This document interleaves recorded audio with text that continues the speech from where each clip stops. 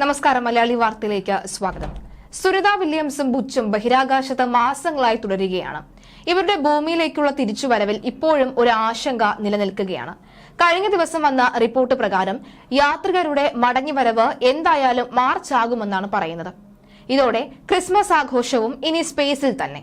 ഇപ്പോഴിതാ നാസയുടെ 2 ബഹിരാകാശ യാത്രികരുടെ ആരോഗ്യനിലയെക്കുറിച്ച് ഡോക്ടർമാർ വെളിപ്പെടുത്തൽ നടത്തിയിരിക്കുകയാണ്. അവരുടെ ശരീരഭാരം കുറയുന്നതായും പോഷകാഹാരത്തിന്റെ കുറവ് ലക്ഷണങ്ങളിൽ കാണിക്കുന്നുണ്ട് എന്നുമാണ് ഡോക്ടർമാർ പറയുന്നത്. എല്ലാം സേഫ് ആണെന്ന് നാസ പറയുമ്പോഴും വലിയ ആശങ്കയാണ് ഉയർത്തുന്നത്. വില്യംസും വിൽമോറും അവരുടെ മാനസിക ആരോഗ്യത്തിന് അപകട സാധ്യതകൾ നേരിടുന്നുണ്ട് എന്ന കാലിഫോർണിയ ആസ്ഥാനമായുള്ള ഒരു സൈക്കാട്രിസ്റ്റായ ഡോക്ടർ കരോൾ ലിബറൻമാൻ പറയുന്നു.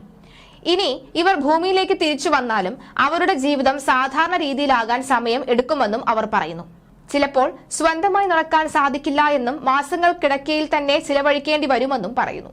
മുമ്പ് പലതവണ ഇതുപോലെ ബഹിരാകാശ നിലയത്തിൽ ദൌത്യത്തിനായി പോയിട്ടുണ്ടെങ്കിലും അപ്രതീക്ഷിതമായാണ് ഇത്തവണ സുനിത വില്യംസിന് ബഹിരാകാശ നിലയത്തിൽ ദീർഘനാൾ കഴിയേണ്ടി വന്നത്. ബോയിംഗ് സ്റ്റാർലൈനർ പേടകത്തിന്റെ പരീക്ഷണാർത്ഥം നിലയത്തിൽ എത്തിയ സുനിത വില്യംസിനും ബച്ച് വിൽമോറിനും പേടകത്തിലെ സാങ്കേതിക തകരാറ് കാരണം അതിൽ തിരിച്ചുവരാൻ സാധിച്ചില്ല. ഫെബ്രുവരിയിൽ തിരിച്ചുവരുമെന്ന ക്രൂ 9 പേടകത്തിലാണ് ഇരുവരെയും തിരികെ എത്തിക്കുക എന്നുമായിരുന്നു വാർത്ത. അതേസമയം ബഹിരാകാശ നിലയത്തിൽ നിന്നുള്ള പുതിയ ചിത്രം ആശങ്കയ്ക്കിടയാക്കിയിരിക്കുകയാണ്. സുനിത വില്യംസും ബച്ച് വിൽമോറും ഭക്ഷണം തയ്യാറാക്കുന്നതിന്റെ ചിത്രമാണ് പുറത്തുവരുന്നത്. ചിത്രത്തിലെ സുനിത വില്യംസിന്റെ രൂപമാണ് അതിന് കാരണം. സുനിതയുടെ ശരീരം വല്ലാതെ മെലിഞ്ഞതായും കവിളുകൾ ഒട്ടിയതായും ചിത്രത്തിൽ കാണുന്നുണ്ട്. ദീർഘകാലമായി ബഹിരാകാശവാസം സുനിത വില്യംസിന് ആരോഗ്യ പ്രശ്നങ്ങൾക്കിടയാക്കുന്നുണ്ടോ എന്ന ആശങ്കയാണ് വർദ്ധിപ്പിക്കുന്നത്.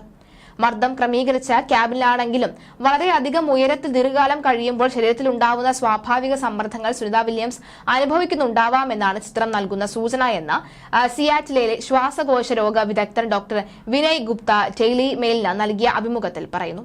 ചിത്രം കാണുമ്പോൾ സുനിത വില്യംസ് കലോറി അപര്യാപ്തത നേരിടുന്നതായി തോന്നുന്നുണ്ടെന്നും ശരീരത്തിന് ലഭിക്കുന്നതിനേക്കാൾ കൂടുതൽ കലോറി നഷ്ടമാകുന്നത് കൊണ്ടായിരിക്കാം ഇതെന്നും പറയുകയാണ്.